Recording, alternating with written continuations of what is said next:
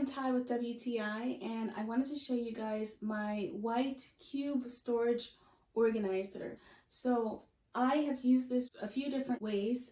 One of the ways that I've used it is for decoration.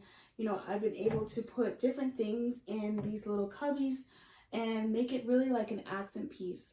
But it is also functional. I've also put books in here, little toys for my niece. Whenever she's over here, she can just grab it. It's her height. You know, it's a good way to organize your toys and things like that. You can also buy some little bin inserts that go in here. You can also buy different bins and swap them out, change up the colors in the room. It comes in super handy. It matches with so many different things. I have really loved using this. You know, it's been a really nice piece to have in a room. It's great in an office. It's great in a baby's room or in a toddler's room. I've really enjoyed having it. And that's my point of view.